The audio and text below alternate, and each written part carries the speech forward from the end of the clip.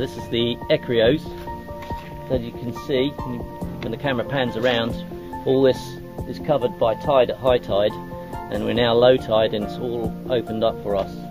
Quite a nice beach here, which is swept twice a day.